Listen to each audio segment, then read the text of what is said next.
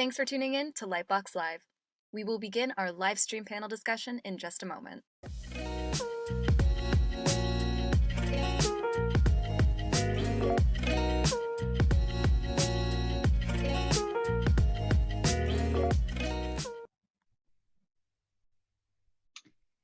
Hey everyone, and welcome to Lightbox Live. Lightbox Live is our programming series at Lightbox dedicated to creating space for both emerging and established new media artists and technologists.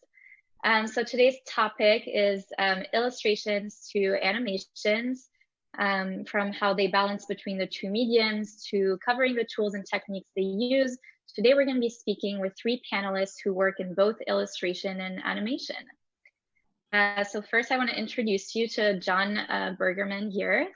John is a UK-born, NYC-based artist whose work is placed between fine art, urban art, and pop culture. Next we have Ariel Davis. She's an NYC-based illustrator. Her work is recognized for intriguing hues and multi-layered themes and has been recognized by the Society of Illustrator and American Illustration. And finally, we have Shama Golden. She's an LA-based painter and animator. Shama uses oil and acrylic and iPad paintings to explore how identity is experienced, perform and reinforce, often incorporating subtle animations into her work. So welcome everyone, and thanks for joining us today. So my first question is going to be for John here. So John, throughout your career, your work highlights playful drawings that could all fit seamlessly into animations. Can you tell us if animating your work was something you had always wanted to do, or was there something that pushed you to exploring it further? I've always loved animation, and if I'd known I could have studied it, maybe I would have. And a lot of people, when they look at my work, often say, you should have a TV show, or you should do some cartoons, in that voice. So it's something I've always sort of had in my mind, but I've never studied it or anything. So I've always kind of struggled a little bit how to connect those dots. But I used to make little flip books, corners of notebooks and things when I was a kid. And that was about as far as I went until I got access to tech that allowed me to make animations a lot easier. I think the barrier for me was just how time consuming it is and how much concentration you need to give it. And I'm really bad at those kind of things. So that was always a stumbling block. Cool. So my next question is for Ariel. Ariel, your work holds a specific structure and design, yet your animations are fluid and dynamic. How do you move from, a single final image to creating a full animation? And is your process the same for each work, or does it change from work to work? The process really changes from work to work. I used to begin with like a final flat image and then try to imagine like how that might be able to move with like different patterns or colors or like smaller details moving around. And then I started to take the approach after like figuring out how to do that, where I would like try to imagine from the beginning how it might move and build the image that way. And that has led me to a lot more like fluid animations or things moving in different ways besides just like certain details changing. Like that one was me experimenting with like 3D shapes and trying to like make it tactile and combine it with the way that I usually work instead of my usual process, which is like drawing something multiple times. Cool. So Shama, a lot of your work is portrait based with some images centered around animation as a mode of storytelling. How did that process come about for you, and how do you generally use which portraits to animate? Well, I think what got me started animating the portraits was I thought there was something special about taking this like ancient art form and combining it with a relatively new one. I like the sort of tension between new and old in a lot of my work. And I think the portraits I choose to animate, usually they have something to do with this like social drama and like the idea of like presenting yourself to the world. So for example, there was this portrait, there was a photo of my, like a family photo that was black and white that I like redrew. And it's like, basically like I have these patterns like flowing over like the saris and the outfits, and I think that really like communicates this idea of like flair and like showing yourself off to the world intentionally. um so I also like that that can bring this sense of playfulness to what could be like a very like formal and stodgy sort of art form, which is portraits. So that's basically where it started.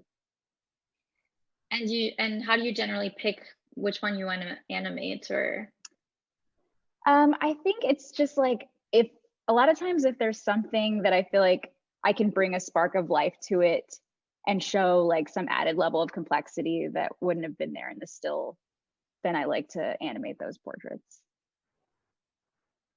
cool. So my next question is for John and Ariel. How do you think animating changes the energy of your pieces?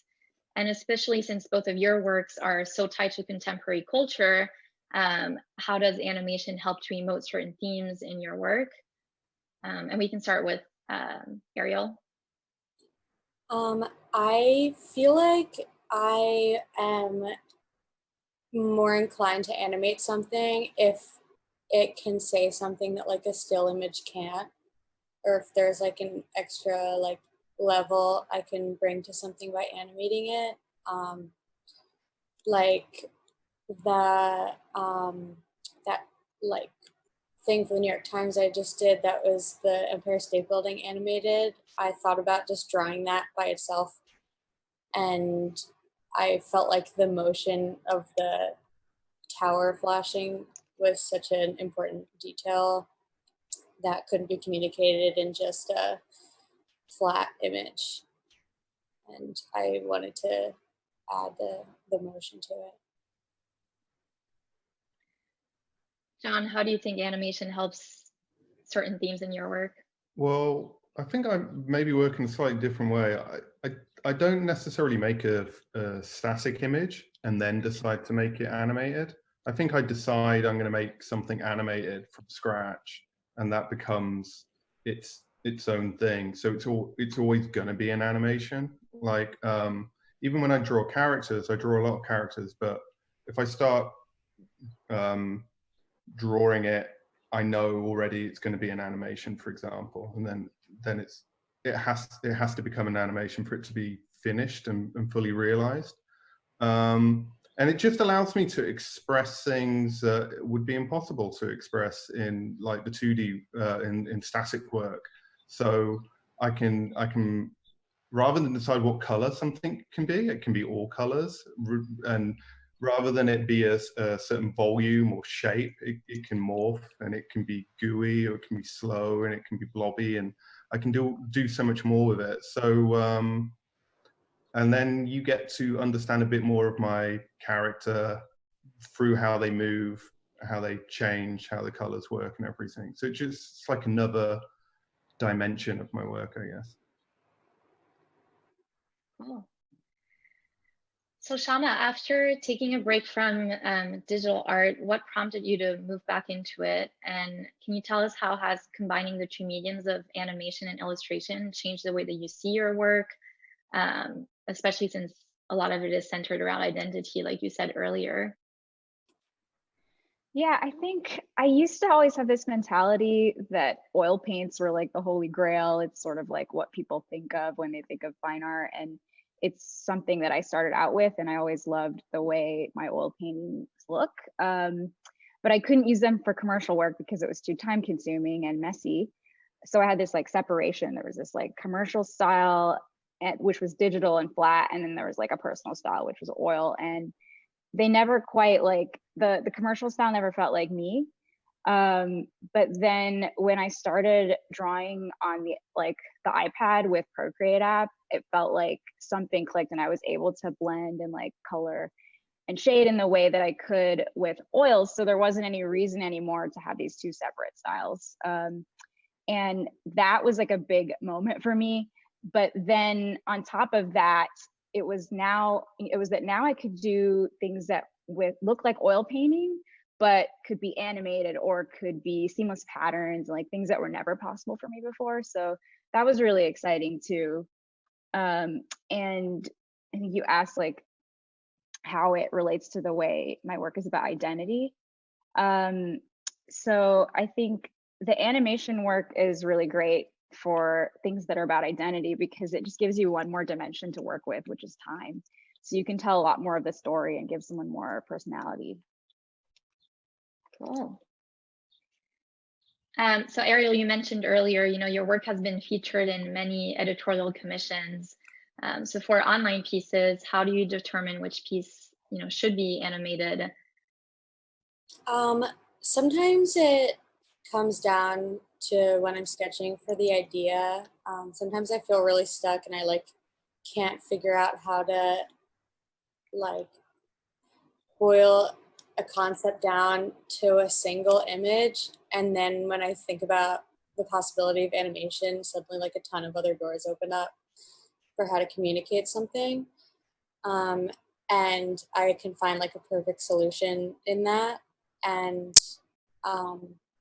yeah, that one was just the idea of an orrery, I guess, could exist by itself, but it was so much more powerful to have everything moving around to communicate surveillance. And I feel like it can bring a whole nother level of possibilities concept-wise to an editorial illustration, and you can communicate a lot of different ideas that way. Have you ever been in a situation where you were going to submit something that was kind of pure illustration and then you changed your mind completely and decided to animate it, or vice versa? Yeah, I think it comes down to if it can be an animation or if they're open to that. And sometimes it comes through discussion where I submit things that are just ideas for a still image, and then the art director or something would be a lot more successful animated.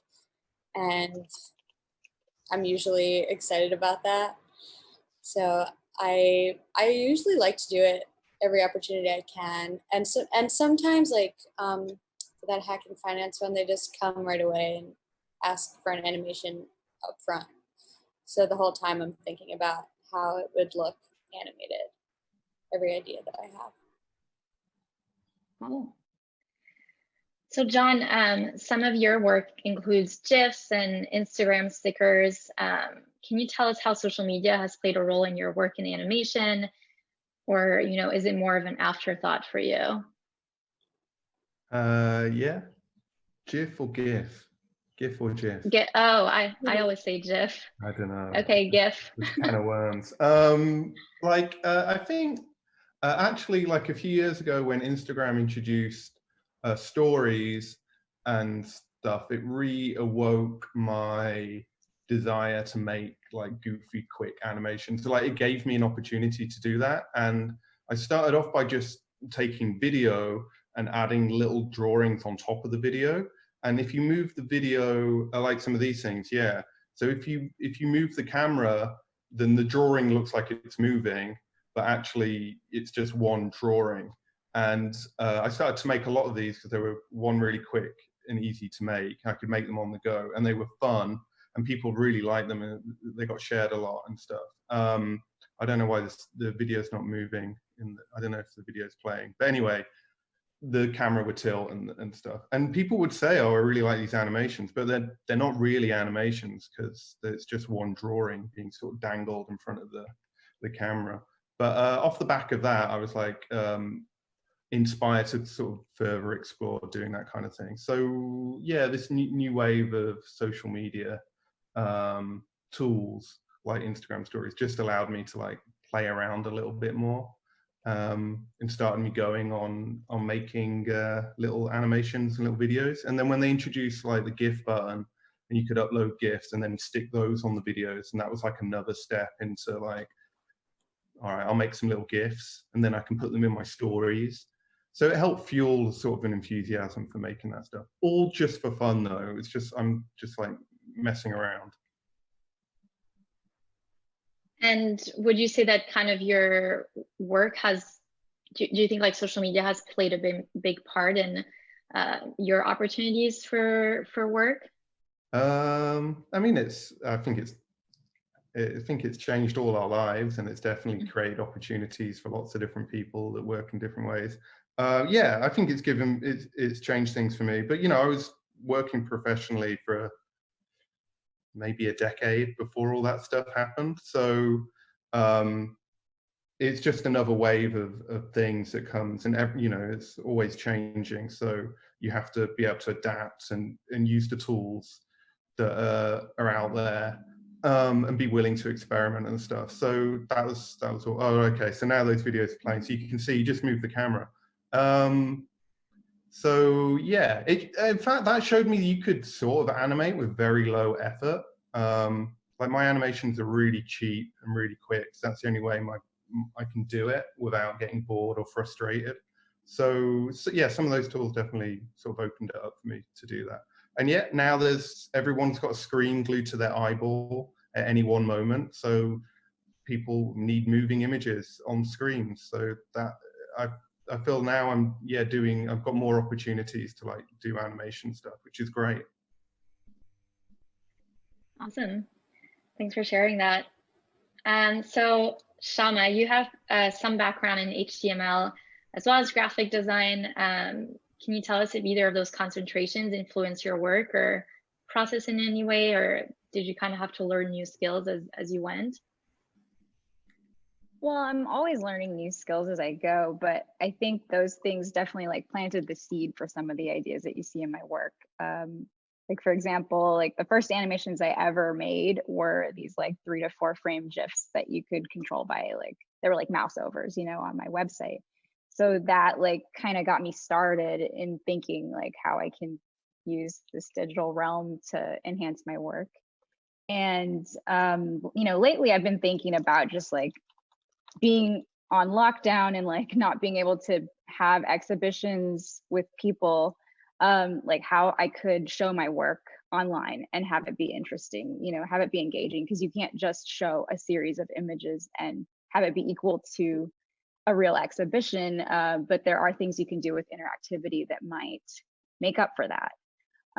So that's part of it. And also like I'm thinking about when we can have real exhibitions again, how I might be able to use AR or like projections over painting like you're seeing right now. It's just like opens your mind to like different tools that you can use, I guess, like having a background in interactivity. The other thing, like with graphic design, I think where that influences me is that I'm thinking about pattern work, because patterns are almost like analytical when you create them. It's almost like you're solving a problem. And that sort of problem solving background kind of comes in with all the pattern that shows up in my work and how I enjoy making finished pieces that are patterns themselves, like this one. So I actually went to see your exhibition, was it last September maybe, in New York, in Brooklyn, I can't remember. But can you share a little bit about how you incorporated digital in one of your pieces? Yeah, there was a piece that was the one I mentioned earlier, which started with a photo from the 70s of, you know, a family photo, which has my mom and her sister and another family friend in it. And I painted that first, and I knew that I wanted it to be more than just a painting, because it would have been just this like nostalgic piece, but I wanted to bring it into the present and the future in some way.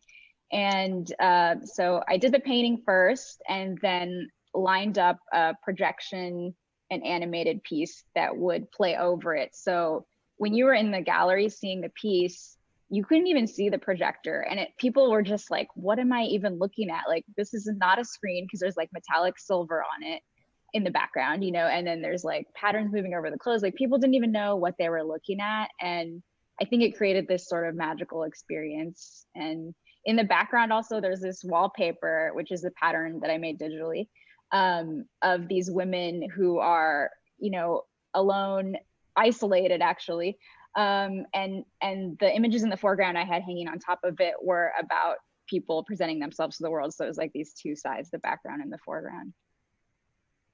Yeah, I love that piece. I think we saw it come around on the demo.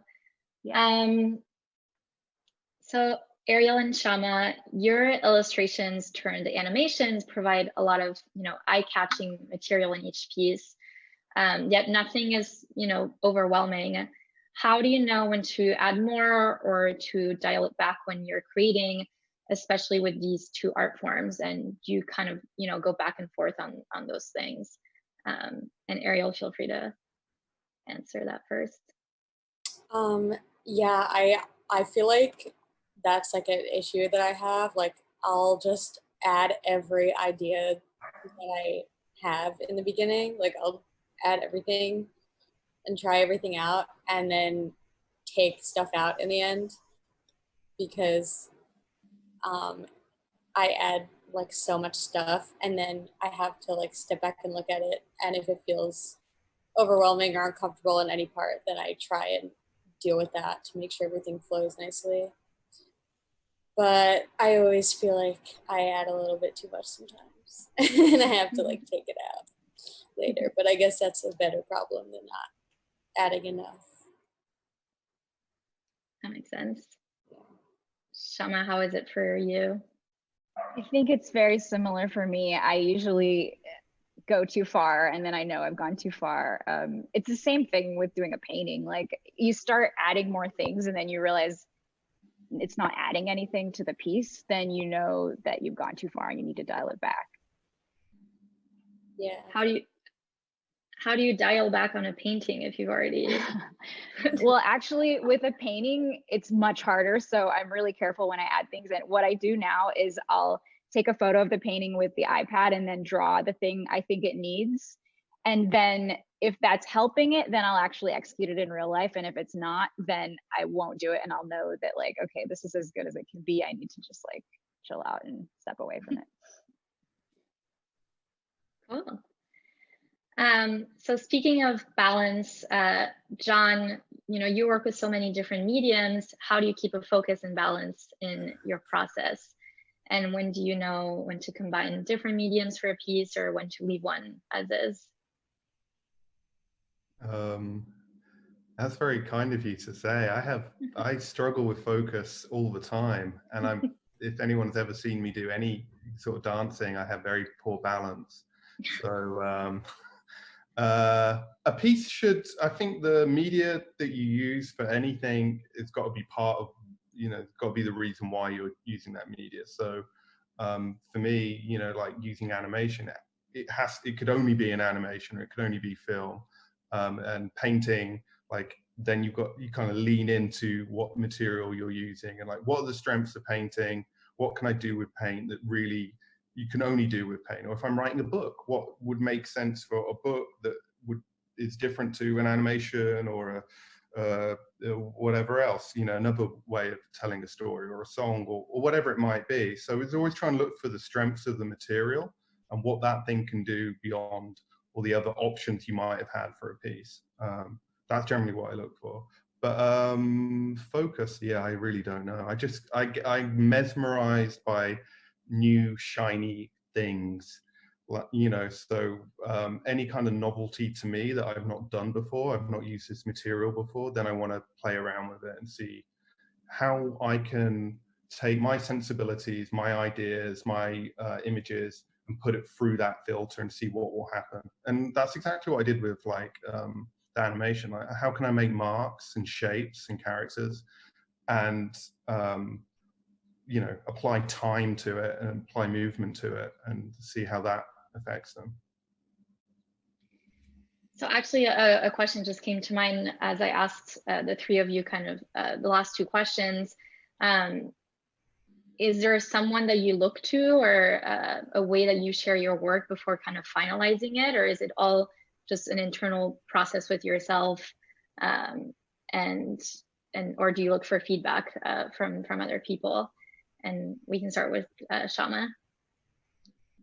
Well, Paul, my partner, is always around, so he's always the one that gets to see it, and he is an animator as well. So like, I mean, he's a filmmaker, so he thinks about motion. So I like to show him. I try to do as much as I can without his help though, because I'm proud. But um, I do like to show my work to people before I share it out into the world, because I'm excited about it, and like I'll text it to my friends and see what they think and stuff. That makes sense. Ariel, do you want to go? Yeah, I guess my friends. Sometimes like my studio mates for sure. Like I always kind of ask them. It's nice to have like a second opinion about things. And you know, I don't ask for like too many thoughts sometimes because I feel like I want to be the person like making all the decisions. But um, I do like to have someone else look at it because sometimes there's something super weird that like I didn't notice. Cool. John, what about you? That's a good question. I think generally I go along and do my own thing, but yeah, when I'm unsure, then I start getting and I feel insecure about something. I'm not sure. Then I show people. Probably show my wife, and then maybe a friend or two. But generally, I don't. I don't have that built into my process. I just chug along making stuff. But yeah, once in a while, I guess when I'm really out of my comfort zone and I feel someone has got far more insight into something, I feel like that with like picture books. Like I'm always showing my wife that I'm like, is this good enough for a picture book? Like, I don't know. Like you know more about this than me, and that kind of thing. So, but yeah, I think it's really helpful to share stuff with other artists and see what they think. Like, does this make sense? Can you read the text? Do you understand what I'm trying to say? Is this funny? Is this goofy? Does this hurt your eyes when you look at it? Like all these kind of things. So yeah, sometimes. You don't want too much of it. Don't want to rely on anyone, and you want to take people's opinions with like a pinch of salt as well. Because sometimes people just say stuff and like they're just one person and their opinion is not necessarily any better than your own thoughts about your work, but just because someone else said it, then suddenly it's like the gospel, and then like you're going to change everything because someone just like, yeah, I don't know, that yellow's not working for me. So I don't know. Got to trust your gut, I think. That makes sense. I think we have a dog who's trying to join the conversation. That's the dog. Shall I shout something? Can you hear it? I was a bit paranoid when I was answering that question. Do you want me to shout at it? Is it your dog? It's not my dog. It's the neighbor's dog. Be quiet. Oh. This is what happens when we go live. We can't control animals intruding, but that's okay. It's totally fine. It looks like it understood what we were trying to say. So the next question is for Ariel. As your work is, very future oriented already, where do you see it evolving in the next 5 years' time? And in the future, are there kind of any programs and tools new ways of illustrating that you're eager to try out?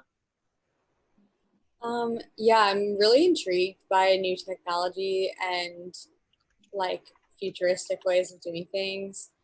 And I also feel like as excited as I am about new technologies, I'm also like really intrigued with kind of combining them with old ways of doing things. Like I really like just like traditional like painting stop motion types of animation, or like kind of more tactile methods. And also I'm really would like to get better at like 3D types of animating, and like new programs where like you can have things kind of like virtual reality, like artificially right in front of you, and like move your camera around and kind of experience something that way. But it's important to me to keep the balance between like something more tactile and something super futuristic, to still kind of have it feel like I made it, which is, I guess, why I still do everything like frame by frame instead of using like After Effects or something like that. So I don't know. I kind of just like experiment with stuff, and I definitely want to learn how to use some new programs, but I wonder what they'll be like in 5 years. It could be totally different from what they are now, but I'm always open to new ones. Well, I'll be excited to see what it looks like in 5 years. Me too. So we have one last question before John is going to give us a little demo of how he animates on his iPad. And I also want to invite the audience to share any questions in the chat box on Twitch, or if you don't want to create an account on Twitch, you can also DM us at Lightbox NYC, and we'll move to the Q&A after the last question and John's demo. So my last question is for John and Shama. Both of you have used the iPad to explore illustrations and animations in a new way. For anyone who's interested in exploring this, are there any specific tools and tips or resources that you would recommend? And Shama, we can start with you. Yeah, I think it depends on where you're starting, but if you're interested in animation and you don't know the basic techniques like squash and stretch, onion skinning, and tweening, you kind of need to start there, in my opinion. I would recommend this book called The Animator Survival Kit. It's by Richard Williams. It's like a classic. It's like a treasure. It's a huge textbook, but you can learn everything you need to know in this book. It helps you understand everything from like the concepts, like the basics, all the way to really complex character animation. I've only read 50 pages of it. I think it's probably like 300 pages, but that was enough for me to do like more than everything I need to do. And it's like a pleasure to read too. So that's one I would really strongly recommend.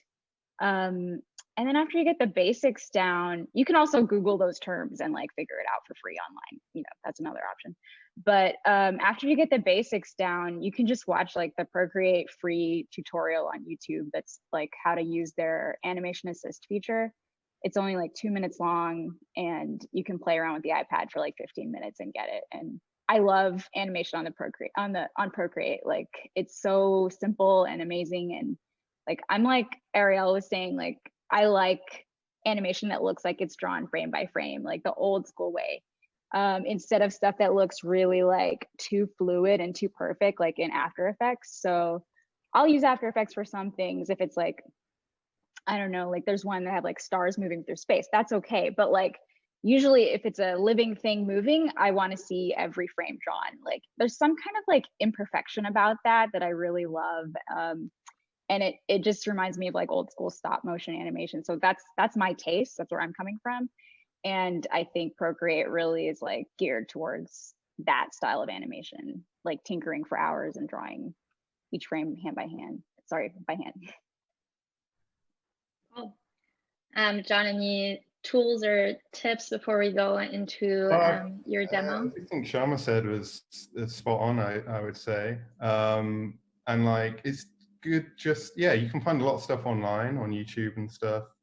That's a great book, the Richard Williams book. And just like tool around with stuff. What I was going to show is just like how easy it is to do something in Procreate. So if you have an iPad, then you might have Procreate because it's one of the go-to sort of drawing programs, and you can make like almost all my recent animations were made in Procreate. So all these things were drawn frame by frame in Procreate. So I was just going to show a really, really simple, quick, if no one's ever used it before, how you can do something with it. Cool. So we'll switch to that in a second. I just wanted to re-clarify, you can submit your questions on the Twitch chat, but if you don't want to create an account to do that, you can also DM us. So both ways of asking a question works. So I think we'll move to John's demo now. All right. Hello, welcome to my demo. So the first thing you need to do is have a page open, and then you can go to this thing, Animation Assist, turn that on. And like, I'll just show you really quickly how you can do stuff. So you can just draw something that is called a square. Stop me if this is going too fast. And then down here, you've got this little thing, add a frame. So you can add a frame, and then you can draw another thing, whatever you want. And then you can hit play, and it'll go back and forth. And like, even that, you are animating. So like really easy. And then if you want to make that a little smoother, a little better, these are your keyframes, triangle, square. And then you can add a frame to go in between. And like in between a triangle and square, maybe it would be a shape a bit like this. A trapeze, rhombus, trapeze. So you can see like now that's a little bit smoother. So really that's, oh, I've added an extra. We could draw another one as well. Let's make another one here. So that's kind of what I do, is I might draw two states of a character and then go back and sort of fill in the in-between frames. And then let's do one last one. So we could, like, taking that thing again, there's a circle. John, actually, can you move your iPad up? Because I don't think we can see for some reason. It's, yeah, there you go. Oh, at the bottom here, sorry, Yeah. So yeah, the frames are down here. So I drew a circle, and I'm going to add a frame after the triangle by hitting add frame, which is really just adding a layer. So you can see here are all the frames. They're just extra layers on your thing. So it'll turn off. So between a circle and a triangle, maybe undo. Oh, add a frame. Circle, try maybe a bit like that. And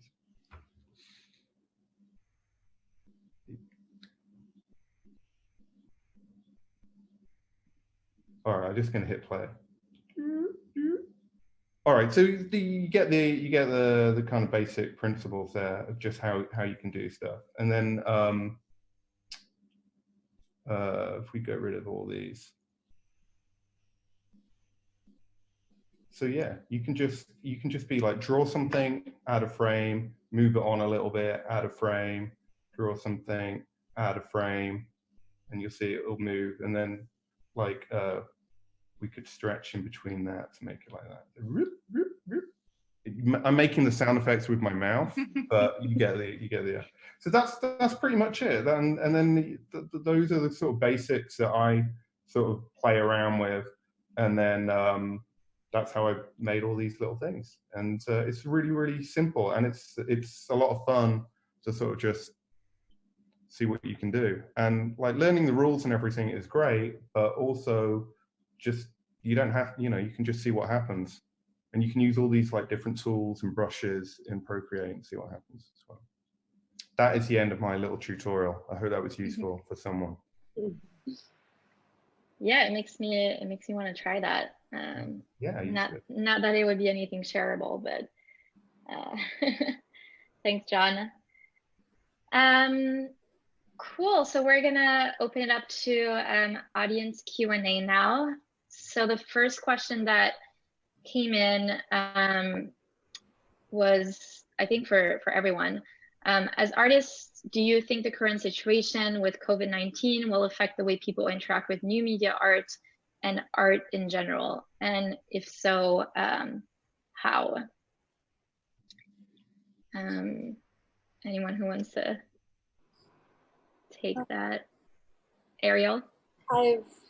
I've noticed that since there's a lack of like being able to have like gallery shows and experience work in person, there's been like a little bit of a wave of new like experimenting with people viewing art at home, and like a lot of virtual gallery shows and like things you can download or even just like the amount of art made in response to like the situation has been something interesting.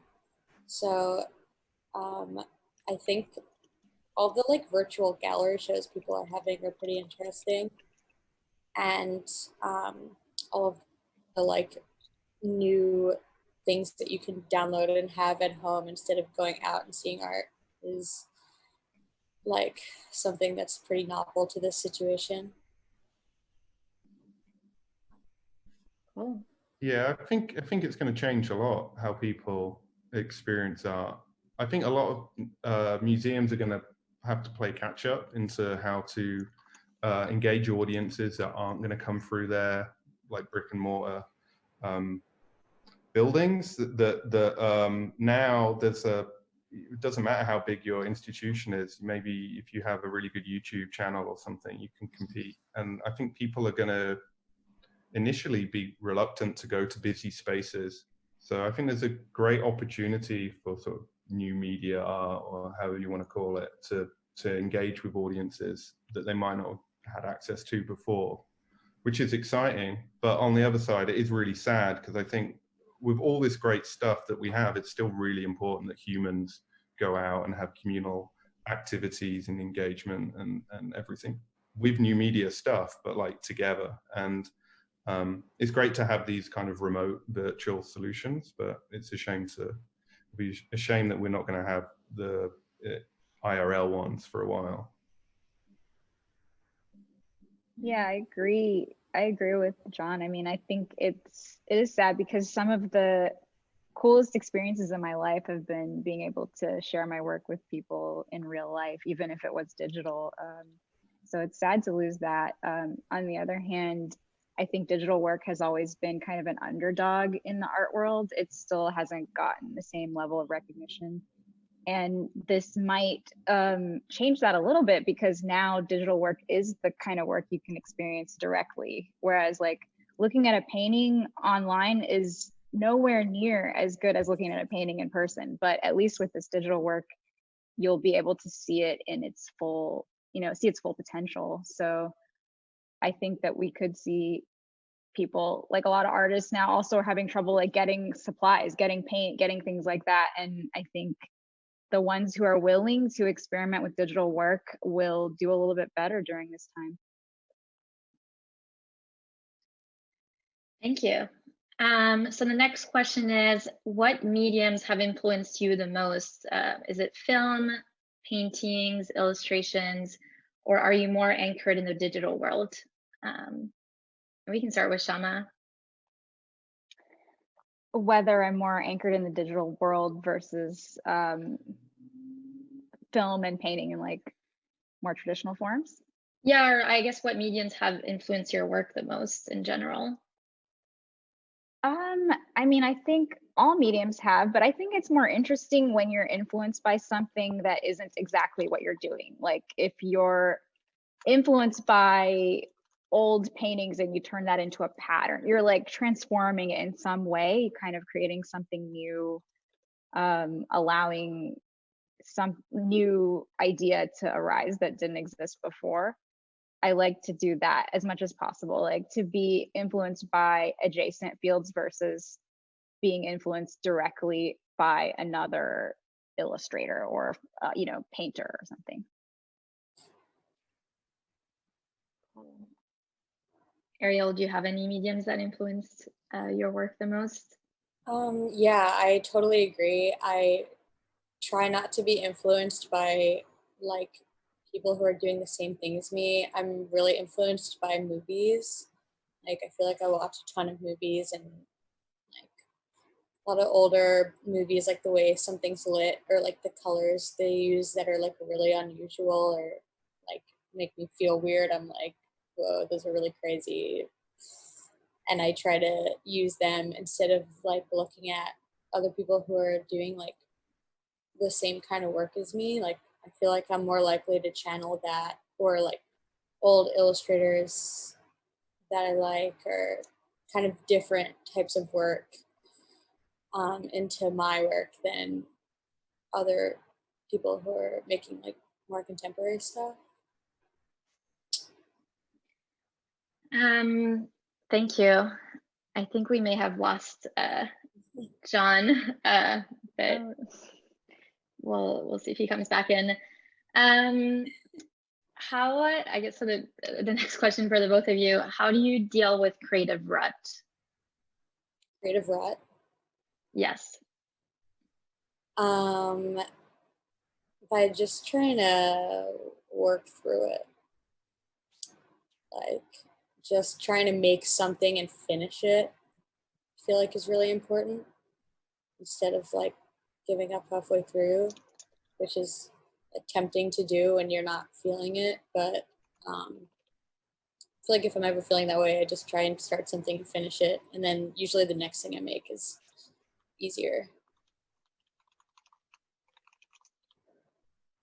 Shama, how do you deal with that? I think what helps me is to have a specific purpose I'm making something for. Like, I know this is going to be exhibited in a show, or I know I need something to hang on my own wall that I want, like it helps to have something like that. Otherwise there's nothing like driving you, there's no deadline or anything. So that helps me a lot. Like right now, I don't have a specific concept for a body of work, but I'm just like doing a painting that's going to hang in my bedroom. That helps me just get in the practice of making something, getting in this ritual of starting and finishing something. It like builds confidence and will allow you to have momentum so you can come up with the ideas that you want to use in a body of work. That makes sense. Welcome back, John. Hello. Sorry, what did I miss? It was the internet died, I think. So no worries. Nothing to do with this 420 joint that I've been trolling for you guys.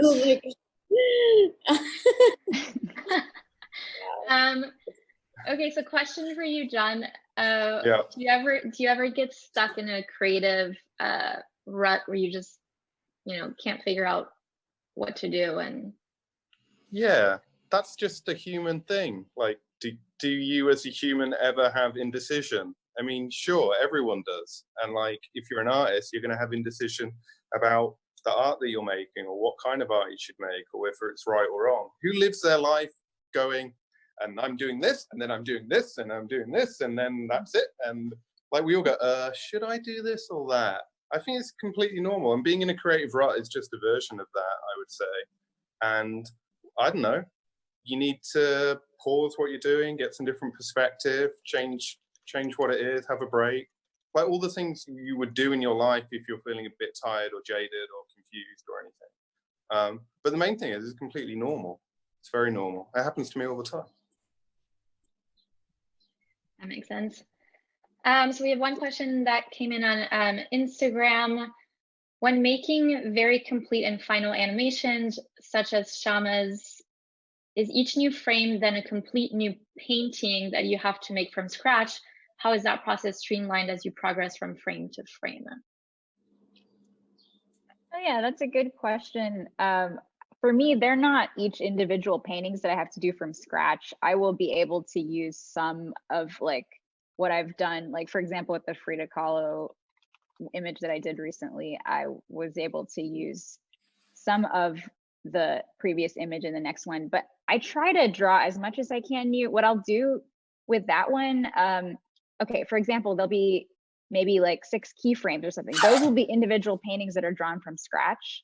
And then in between, I may be able to like kind of liquefy and like cheat a little bit and move them, but then I'll paint over that. So it still feels like a new image. It should never feel like it's liquefied, it should always like have the hand-drawn touch over it. So yeah, it's not exactly like doing 40 paintings when there's 40 frames, but it might be more like doing 12 paintings when there's 40 frames. Gotcha. Another question on the Twitch chat. Who are your current art inspirations on Instagram right now? And this is a question for everyone. We can start with Ariel. My current art inspirations. I would say like my friends and people around me are really inspiring. Like my studio mates, Jackson, Epstein, Claire, Merslinsky.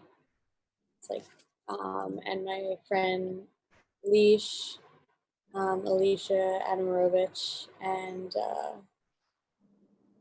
Alex Farron. Yeah, just kind of like the people around me, I think, are making really inspiring things. Um, yeah, that's what I would say. Sean, any art inspirations? It's said on Yeah, Instagram, but I guess any, you know. yeah. I mean, there's so much good stuff on Instagram. No, there's so much good stuff in the world, and a lot of those people put that stuff on Instagram. And I don't know if we're talking about like animation and stuff. Some of my favorite animators are on there. British guy Peter Millard, who hand draws everything and hand paints each frame on paper.